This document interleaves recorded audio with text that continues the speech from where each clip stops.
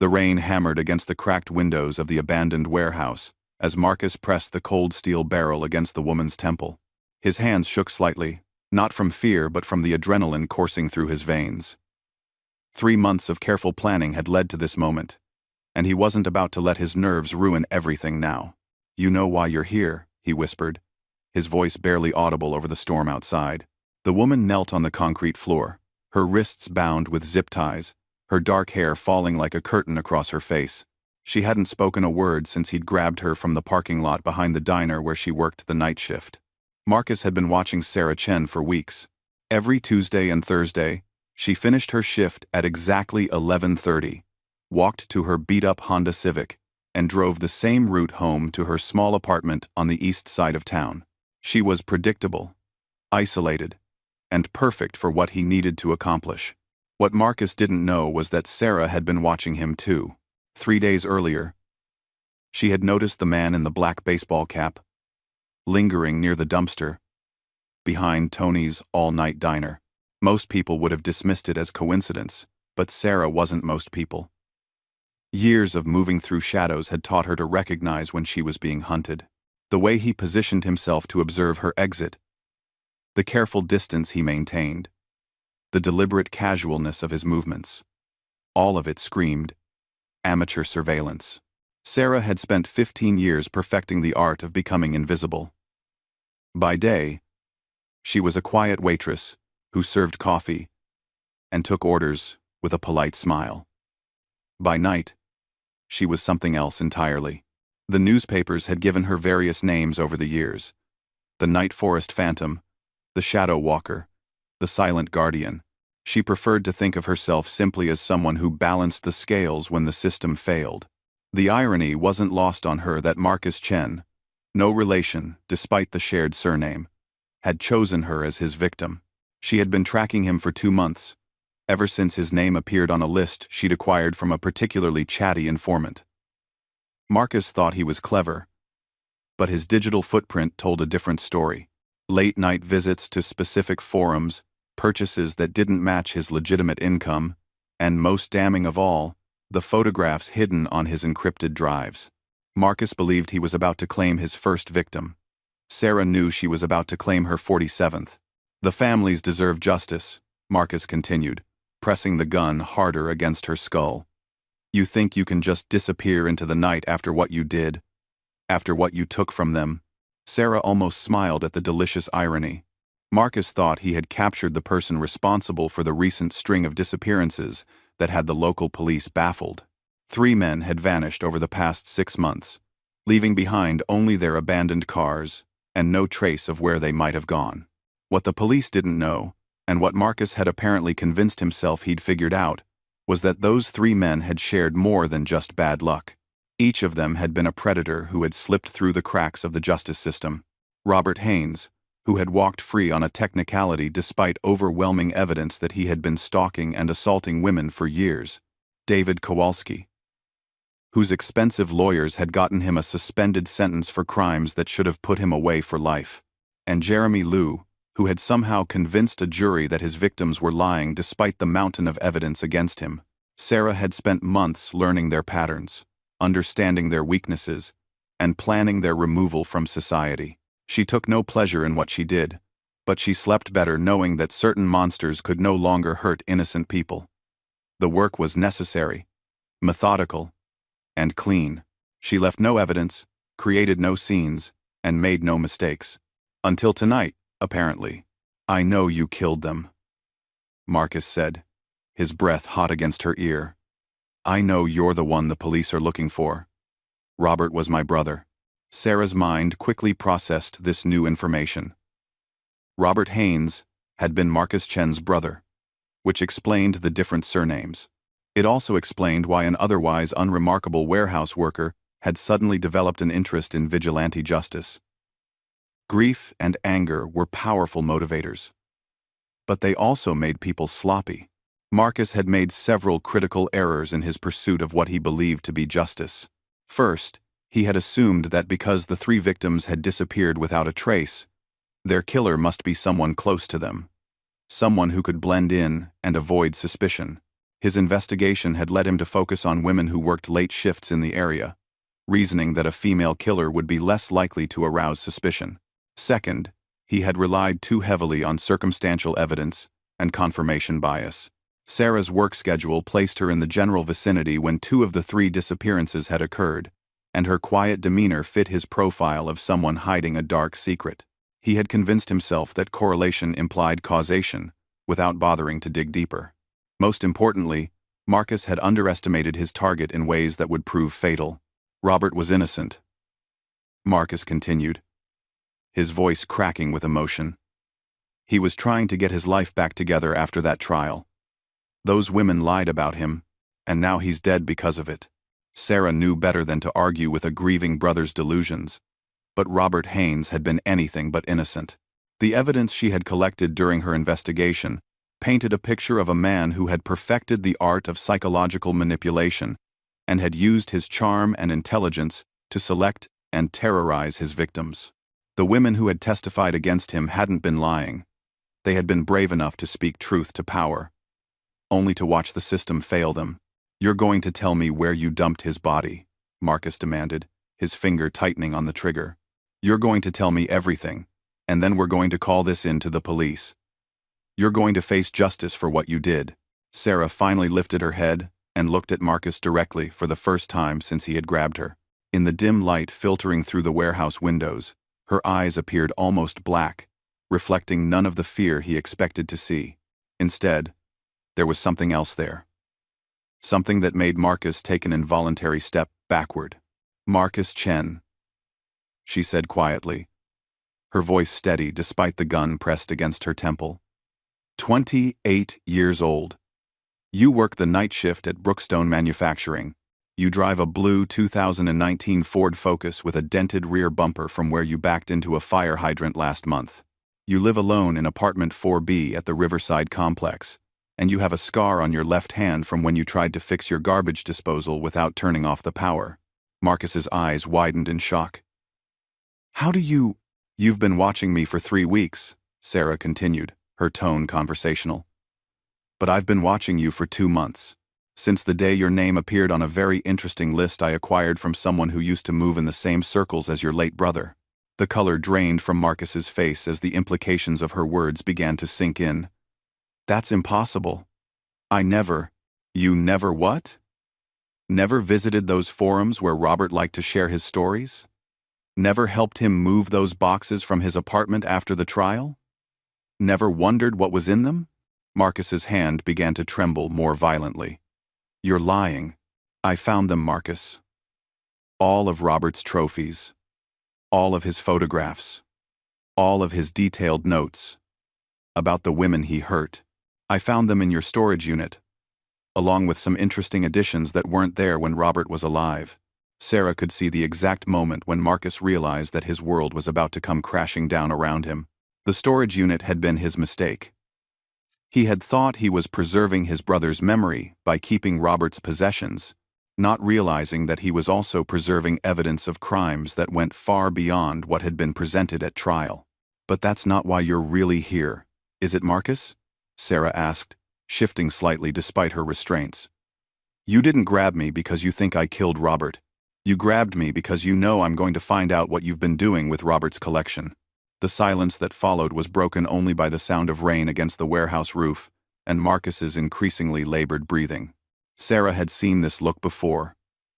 The moment when a predator realizes that their prey has teeth. "I don't know what you're talking about," Marcus whispered, but his voice lacked conviction. "Jennifer Martinez, 19 years old, works at the coffee shop on 5th Street.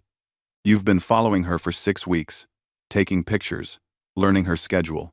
You even know which window in her apartment doesn't have a proper lock." Marcus backed away from Sarah completely now, the gun wavering in his grip. "How could you possibly know that?" "Because hunting monsters is what I do, Marcus. It's what I've been doing for 15 years, and right now, I'm looking at monster number 48. The warehouse fell silent again as the weight of the situation settled over both of them. Marcus had come here believing he was delivering justice to a killer. Instead, he had walked into the carefully laid trap of someone who had been planning his disappearance for weeks. Sarah tested her restraints again and found them exactly as she expected. Tight enough to convince Marcus that she was helpless, but positioned in a way that would allow her to slip free when the time was right. The zip ties weren't the issue. The challenge was timing her escape perfectly so that Marcus didn't have a chance to use the gun effectively. "You're insane," Marcus said, his voice rising in pitch. "I'm thorough," Sarah corrected. "I spent 2 months learning everything about you, Marcus. I know about the cameras you installed in Jennifer's building. I know about the key you had made to her apartment. I know about the detailed plans you wrote down, describing exactly what you intended to do to her." Marcus was hyperventilating now, his free hand pressed against the wall for support. "I never hurt anyone. I never actually did anything." "Not yet," Sarah agreed. "But we both know it was only a matter of time. The planning, the surveillance, the preparation. You were just building up the courage to take that final step." "You can't prove any of this," Marcus said desperately. "Even if what you're saying is true, you can't prove it." Sarah smiled for the first time since entering the warehouse. The implications of her statement hung in the air like a threat. Marcus was beginning to understand that he hadn't stumbled onto evidence of Sarah's crimes. He had stumbled into her web. Every move he had made over the past 3 weeks had been anticipated and accounted for. "The police will find your body," Marcus said, raising the gun again with shaking hands. "They'll know I was here. They'll arrest me." Quote, "No," Sarah said calmly. "They won't." Before Marcus could ask what she meant, the lights in the warehouse went out completely, plunging them into absolute darkness. In the confusion that followed, Marcus heard a sound that would haunt his nightmares for the brief time he had left. The soft whisper of zip ties being cut, followed by the almost silent footsteps of someone moving through the darkness with deadly precision. Marcus fired 3 shots into the black void, the muzzle flashes temporarily illuminating empty space. He spun in circles, trying to track movement he could only imagine, his breath coming in sharp gasps as panic overwhelmed his ability to think rationally. "Sarah?" he called out, his voice cracking. "Sarah, where are you?" The only response was the echo of his own voice bouncing off the warehouse walls and the steady drumming of rain overhead. Marcus fumbled for his phone, trying to activate its flashlight, but his hands were shaking too badly to operate the device effectively. When the light suddenly came back on, Marcus found himself alone in the warehouse. The chair where Sarah had been sitting was empty, the cut zip ties lying on the concrete floor. The woman who had been his helpless victim just minutes before had vanished without a trace. Marcus spun around frantically, checking every shadow and corner of the warehouse, but Sarah was simply gone. It was as if she had never been there at all, except for the lingering scent of her perfume and the undeniable evidence that his carefully planned revenge had gone horribly wrong. As Marcus stood there trying to process what had just happened, he failed to notice the small device that had been placed on the electrical panel near the warehouse entrance. He also failed to notice that his phone was no longer in his jacket pocket, though he wouldn't realize it was missing for several more minutes. By the time Marcus finally worked up the courage to leave the warehouse and return to his car, Sarah Chen had already uploaded the contents of his phone to a secure server and was reviewing the evidence of his crimes from the comfort of her own apartment 3 miles away. The hunter had become the hunted, and Marcus Chen had less than 24 hours left to live. Marcus didn't sleep that night. He sat in his apartment clutching the gun, jumping at every sound in the hallway, every creak of the building settling, every car that passed by his window. The woman who called herself Sarah Chen had vanished from the warehouse like smoke, leaving behind only questions and a growing sense of dread that made his skin crawl. By dawn, Marcus had convinced himself that he had imagined the whole thing. The stress of losing Robert, the obsession with finding his brother's killer, the weeks of surveillance and planning, it had all taken a toll on his mental state. Maybe the woman in the warehouse had been exactly what she appeared to be, a frightened waitress who had somehow managed to escape when the lights went out. But when Marcus finally worked up the courage to check his phone, his blood turned to ice. The device was completely wiped clean. Every photo, every contact, Every message, gone. Even worse, when he tried to log into his email and social media accounts, all of his passwords had been changed. Someone had systematically erased his digital existence overnight. The laptop in his bedroom told the same story. Files deleted, browsers cleared, accounts locked. But whoever had done this hadn't just destroyed his data. They had left something behind. A single folder on his desktop, labeled "README," contained a document that made Marcus's hands shake as he read it. The file contained detailed information about his surveillance activities, complete with timestamps and locations, photos of him following Jennifer Martinez, screenshots of the forums he had visited, copies of the notes he thought he had hidden. But most terrifying of all was the final page. A complete floor plan of his apartment building, with his unit marked in red, and a notation that simply read, "Tomorrow, 3 a.m." Marcus packed a bag with trembling hands and checked into a motel on the other side of town, paying cash and using a fake name. He told himself that he was being paranoid, but every instinct he possessed screamed that he was in mortal danger. The woman from the warehouse, whoever she really was, had made it clear that she knew everything about him and had the skills to back up her threats. The motel room was on the second floor with a view of the parking lot. Marcus positioned himself by the window and watched for any sign of surveillance. But the night passed without incident. When morning came, he allowed himself to hope that maybe he had overreacted. Maybe the mysterious Sarah Chen had simply wanted to scare him into leaving Jennifer Martinez alone. That hope died when Marcus checked the local news and saw Jennifer's face staring back at him from his phone screen. The headline read, "Local college student found dead in apparent suicide." The article described how Jennifer Martinez had been discovered in her apartment by her roommate, having apparently taken her own life during the night. The police found no signs of forced entry, no evidence of foul play, and a handwritten note that explained her decision to end her life. Marcus knew immediately that it wasn't suicide. Jennifer Martinez had been murdered, and he was supposed to be the prime suspect. The timing was too perfect, the circumstances too convenient. Someone had killed that innocent girl and arranged things so that Marcus would take the blame. But when Marcus tried to call the police to report what he knew, he discovered that his phone service had been disconnected. The prepaid card he had used to pay for the motel room was declined when he tried to extend his stay. His bank accounts were frozen pending an investigation into suspicious activity. In the span of 24 hours, Marcus Chen had been effectively erased from the modern world. By noon, Marcus was walking through the city with nothing but the clothes on his back and the gun in his jacket. Every person he passed seemed to be watching him. Every security camera felt like it was tracking his movements. He ducked into an internet cafe and used a public computer to search for news about himself, but found nothing. As far as the digital world was concerned, Marcus Chen had never existed. The paranoia was overwhelming, but it wasn't entirely unjustified. 3 blocks from the internet cafe, Sarah Chen sat in her car watching Marcus through a telephoto lens as he stumbled through the streets like a man losing his mind. She had spent the morning putting the finishing touches on her plan, and everything was proceeding exactly as she had anticipated. Jennifer Martinez was not dead, despite what the local news was reporting.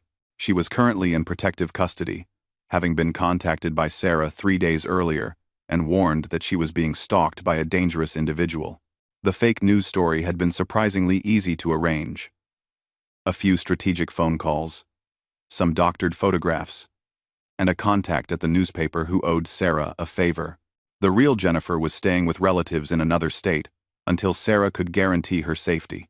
The body that had been discovered in Jennifer's apartment was actually a sophisticated mannequin, photographed from angles that made identification impossible.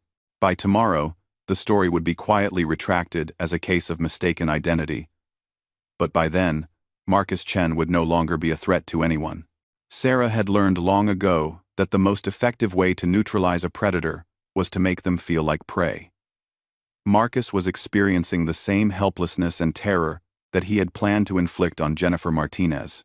The gun in his jacket provided him with the illusion of power, But Sarah knew that fear would eventually drive him to make the mistake she was waiting for. The mistake came sooner than expected. Marcus had spent the afternoon wandering through the city, growing more desperate and paranoid with each passing hour. As evening approached, he found himself in a residential neighborhood, standing across the street from a house that looked warm and inviting. Through the windows, he could see a family having dinner. A mother, father, and young daughter who reminded him painfully of happier times. The sight triggered something primal in Marcus's deteriorating mental state. These people had what he had lost: security, belonging, a normal life. It wasn't fair that they should be safe and happy while his world crumbled around him. Someone needed to pay for what had happened to him, and if he couldn't find the mysterious Sarah Chen, then someone else would have to do. Marcus crossed the street and walked up to the front door, his hand gripping the gun in his jacket. He had no clear plan, only a desperate need to regain some sense of control over his situation. When the father answered his knock, Marcus pushed his way inside and pulled out the weapon. "Nobody move," he ordered, his voice high and unstable. "Nobody call for help, or I'll shoot." The family, a man named David Walsh, his wife Michelle, and their 8-year-old daughter Emma, huddled together on the living room couch, too shocked to do anything but comply. David positioned himself protectively in front of his wife and daughter, his mind racing to find a way to defuse the situation. "Please," David said calmly. "We don't want any trouble. If you need money, I can give you whatever cash I have." "I don't want money," Marcus snapped, pacing back and forth in front of the family. "I want my life back. I want the person who destroyed everything to pay for what they did." Michelle Walsh recognized the signs of a complete mental breakdown and tried to keep her voice steady. "What happened to you? Maybe we can help somehow." "Drana. Goaded in 21C. Diesmel." Marcus laughed bitterly. "Help? You want to help? Then tell me how someone can just erase a person from existence. Tell me how someone can make you disappear from every database, every record, every trace that you ever lived." The Walshes exchanged confused glances. They had no idea what Marcus was talking about, but they could see that he was completely unhinged and likely to do something violent at any moment. Outside the house, Sarah Chen crouched in the shadows of the neighboring yard, watching the scene through the living room window. She had been following Marcus all day, waiting for him to make exactly this kind of desperate move. Everything was proceeding according to plan, but the presence of innocent civilians complicated things considerably. Sarah had many skills, but her greatest talent was her ability to read people and predict their behavior. Marcus was spiraling toward a complete break with reality, and his next actions would likely be irreversible. She needed to intervene before the situation escalated further, but she also needed to do it in a way that would accomplish her ultimate goal. Moving with practiced silence, Sarah made her way to the back of the house and tested the kitchen door. It was unlocked, as she had expected. Most people in this neighborhood trusted their sense of security enough to be careless about such things. She slipped inside and made her way toward the living room, staying low and keeping to the shadows. Through the doorway, she could see Marcus waving the gun erratically, while the Walsh family sat frozen with terror on their couch. "It's not fair," Marcus was saying, his voice becoming more agitated with each word. "I was just trying to protect people. I was trying to stop monsters like my brother. But she turned me into the monster instead." Sarah realized that Marcus had completely rewritten history in his own mind. He now believed that he had been trying to protect Jennifer Martinez rather than harm her. The cognitive dissonance of accepting his own predatory behavior was too much for his psyche to handle. So he had constructed a narrative where he was the hero of his own story. "Who did this to you?" David Walsh asked, trying to keep Marcus talking and hopefully calm him down. "The Night Forest Phantom," Marcus said, the words dripping with hatred. "That's what the newspapers call her. She kills people and makes them disappear. She killed my brother, and now she's trying to kill me too." Sarah almost smiled at the irony. Marcus was absolutely correct about her intentions, but for completely wrong reasons. She hadn't killed Robert Haynes because he was Marcus's brother. She had killed him because he was a predator who had escaped justice. Marcus's own predatory behavior had simply made him the next logical target. Maybe if you put the gun down, we can figure this out together, Michelle Walsh suggested gently. Maybe we can help you find this person. No, Marcus said, raising the weapon toward the family. She's too smart for that. She's been playing games with me this whole time. She wanted me to come here. She wanted me to threaten innocent people, so she could justify what she's going to do to me. The accuracy of this statement caught Sarah off guard. Marcus was more perceptive than she had given him credit for. He had correctly identified that he was being manipulated, even if he didn't understand the larger context of why. But if that's true, Marcus continued, his voice taking on a manic edge, then she's watching right now. She's somewhere nearby, waiting for the perfect moment to make her move. Marcus spun around to face the windows, searching the darkness outside for any sign of movement. I know you're out there, he called out loudly. I know you're watching. Come and face me like the monster you are. Sarah weighed her options carefully. She could wait for Marcus to exhaust himself emotionally and hope that the situation would resolve itself peacefully. She could create a distraction and try to incapacitate him without putting the family at risk. Or she could give Marcus exactly what he was asking for. A direct confrontation that would end this nightmare once and for all. The decision was made for her when 8-year-old Emma Walsh began to cry softly. The sound apparently triggering something violent in Marcus's unstable mind. Shut up, he screamed, pointing the gun directly at the child. Shut up, or I'll make you stop crying permanently. Sarah didn't hesitate. She stepped into the living room doorway with her hands visible and empty. Here I am, Marcus, she said calmly. Let the family go, and we can finish what we started in the warehouse. Marcus spun around to face her, his eyes wide with a mixture of fear and vindication. I knew it. I knew you were here. You were right about everything. Sarah continued, taking a small step into the room. I've been watching you, manipulating you, leading you exactly where I wanted you to go. But these people have nothing to do with our business. They have everything to do with it, Marcus snarled. They're witnesses. They've seen my face. They know I was here. No, Sarah said firmly. They're innocent. Just like Jennifer Martinez was innocent. Just like all of Robert's victims were innocent. Marcus's face contorted with rage at the mention of his brother. Robert was innocent too. Those women lied about him. Robert kept photographs, Marcus, detailed journals, audio recordings. I found them all in your storage unit, along with your own additions to the collection. The color drained from Marcus's face. Those weren't mine. I never… you never what? Never planned to use Robert's methods on Jennifer Martinez? Never spent weeks learning her schedule and finding ways into her apartment? Never wrote detailed fantasies about what you wanted to do to her? Marcus was backing toward the windows now, the gun wavering between Sarah and the Walsh family. You don't understand. I wasn't going to hurt her. I was just trying to understand what Robert went through. By recreating his crimes?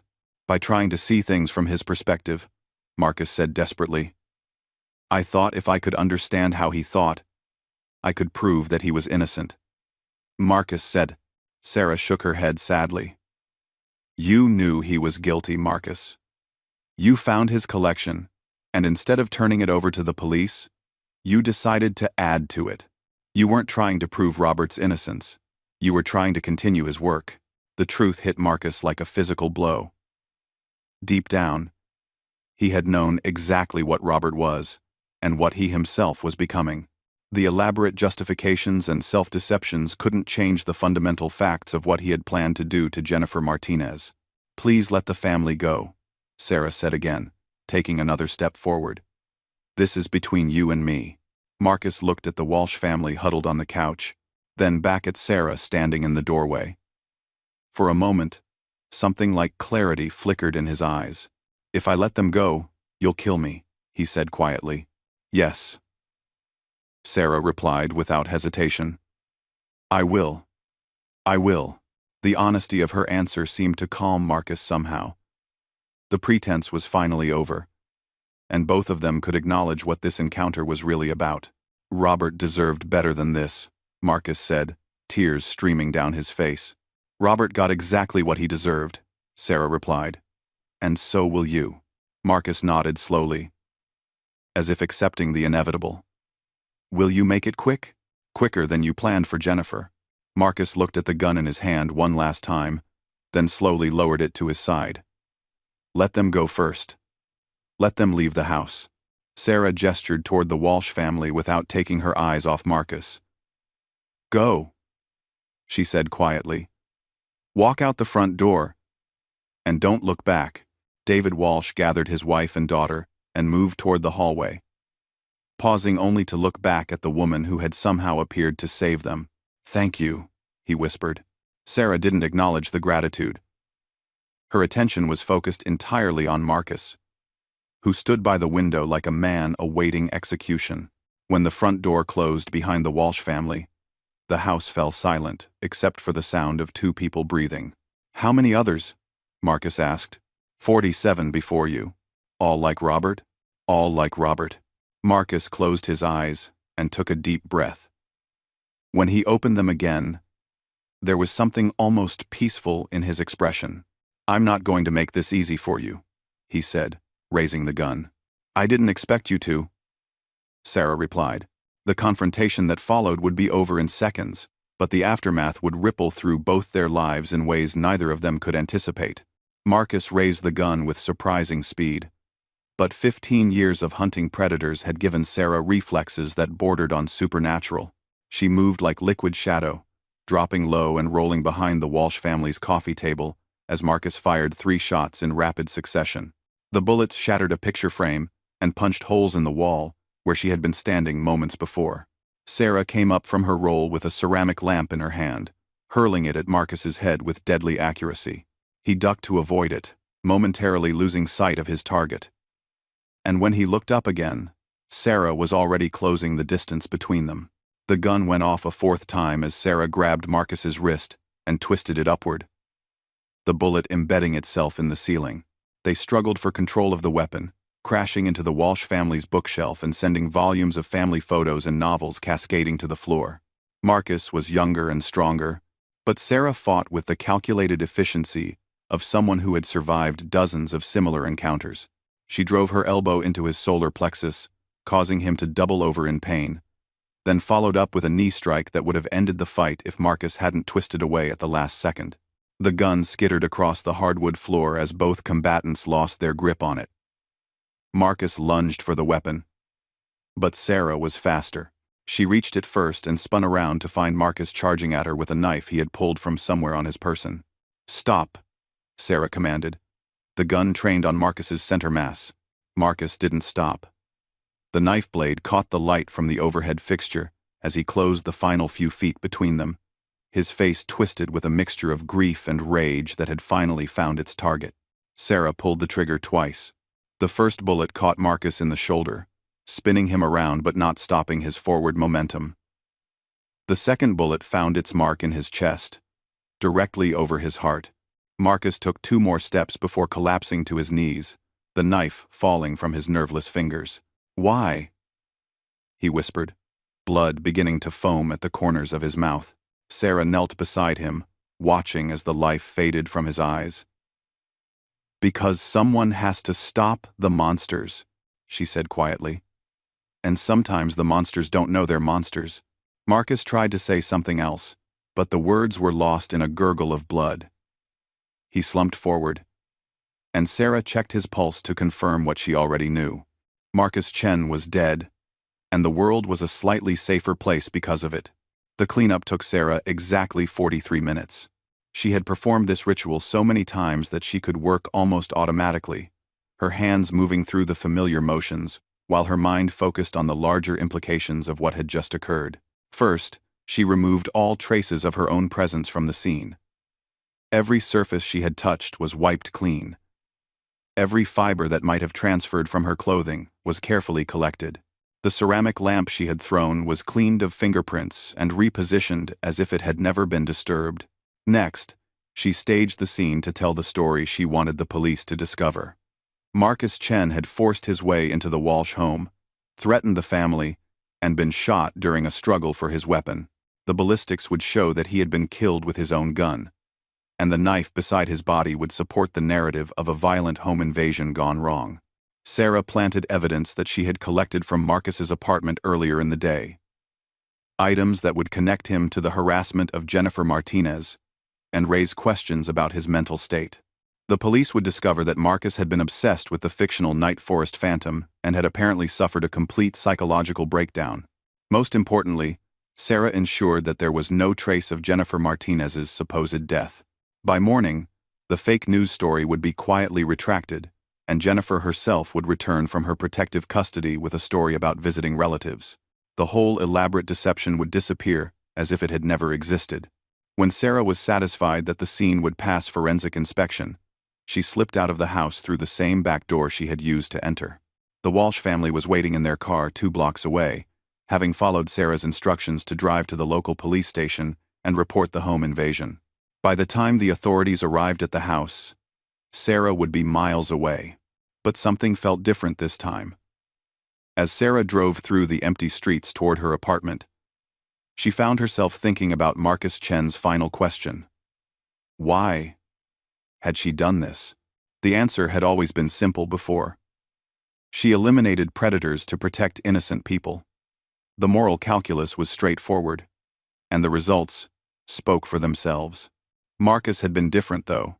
He hadn't yet crossed the line from planning to action. Unlike the 47 monsters she had eliminated before him, Marcus had been caught in the planning stages of his first real crime. Sarah had essentially killed a man for his intentions, rather than his actions. The rationalization came easily enough. Marcus had Robert's entire collection of trophies and evidence, which made him an accessory after the fact to his brother's crimes. His surveillance of Jennifer Martinez had crossed into stalking, which was itself a crime. Most importantly, Sarah's experience told her that Marcus would eventually have acted on his dark fantasies if left unchecked. But doubt was a luxury that Sarah couldn't afford in her line of work. Second-guessing her decisions would eventually get innocent people killed. She had learned to trust her instincts and accept the consequences of her choices, no matter how difficult they might be. The doubt persisted, however, as Sarah cleaned her weapons and disposed of her clothing in the industrial incinerator she had installed in her apartment building's basement. For the first time in 15 years, she wondered if she was becoming the very thing she had sworn to eliminate. The thought was interrupted by the sound of her secure phone ringing. Only 3 people had this number, and 2 of them were supposed to be dead. Sarah? The voice was female, young, and terrified. Jennifer? How did you get this number? Detective Morrison gave it to me. She said you were the one who saved my life. Sarah closed her eyes and silently cursed the one law enforcement contact she maintained for emergencies. Detective Rachel Morrison was supposed to limit her communications with Sarah to life or death situations, and giving out her secure number definitely violated their agreement. You're supposed to be in protective custody, Sarah said. I was, but I came back early. Yes, he's dead. You're safe now. There was a long pause on the other end of the line. Detective Morrison told me what you do. She said you've saved a lot of people like me. Detective Morrison talks too much. I wanted to thank you, Jennifer continued. I don't know what would have happened if you hadn't warned me about him. Sarah rubbed her temples, feeling a headache building behind her eyes. Gratitude was another luxury she couldn't afford. It made the work personal, and personal feelings led to mistakes. You don't need to thank me, Sarah said. Just live your life and try to stay safe. Is there anything I can do? Any way I can help? The offer was tempting. Sarah had always worked alone, but her network of informants and contacts was getting smaller every year. Having someone on the inside of normal society could be valuable for gathering information and maintaining her cover identity. But involving Jennifer Martinez would also put the girl at risk. And Sarah had done this work specifically to protect innocent people like her. No, Sarah said firmly. The best thing you can do is forget this ever happened and go back to your normal life. But Sarah ended the call and turned off the phone. She would need to have a serious conversation with Detective Morrison about operational security. But that could wait until tomorrow. Right now, she needed to process what had happened with Marcus Chen and figure out why this particular elimination felt so different from all the others. The answer came to her as she stood in her shower, washing away the last traces of the evening's work. Marcus Chen had been her first mistake. Not a mistake in the sense that he hadn't deserved to die. The evidence of his intentions was overwhelming, and Sarah had no doubt that he would have eventually acted on his plans to assault Jennifer Martinez. The mistake was in how she had approached the situation. For 15 years, Sarah had been reactive rather than proactive. She found monsters who had already crossed the line into violence, studied their patterns, and eliminated them before they could hurt more people. Her victims had been chosen based on their past actions, not their future intentions. Marcus Chen had been different because Sarah had intervened before he could complete his first assault. She had essentially traveled backward along his timeline, eliminating him for crimes he would have committed rather than crimes he had already committed. The philosophical implications were staggering. If Sarah could justify killing Marcus for his future crimes, then theoretically she could justify killing anyone whose psychological profile suggested they might become dangerous. The line between justice and murder would disappear entirely. But the practical implications were even more troubling. If Sarah had made one mistake in her assessment of Marcus's character, then she might have killed an innocent man who would have ultimately pulled back from the edge of violence on his own. Sarah had always prided herself on being methodical and careful in her work. She spent months studying her targets, gathering evidence, and confirming their guilt before taking action. The Marcus Chen situation had forced her to act more quickly than usual, and the rushed timeline might have led to errors in judgment.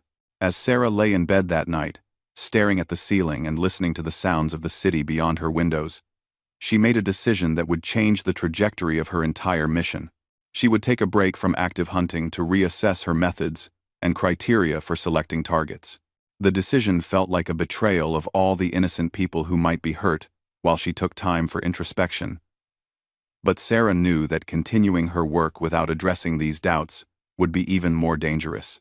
A hunter who questioned her own judgment was a liability to everyone she was trying to protect. Sarah's retirement lasted exactly 18 hours. The call came from Detective Morrison at 7 in the morning, rousing Sarah from the first peaceful sleep she'd had in weeks. "We have a problem," Morrison said without preamble. "A big one." Sarah sat up in bed, instantly alert. "What kind of problem?" "The kind that involves 3 more bodies and a note specifically addressed to the Night Forest Phantom." Sarah's blood turned to ice. "What does the note say?" "It says, 'Thank you for showing me the way. The real work begins now.' It's signed, 'A Grateful Student.'"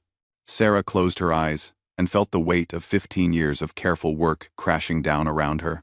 Someone had been watching her methods, learning from her techniques, and now they were applying those lessons to their own twisted agenda. "Where?"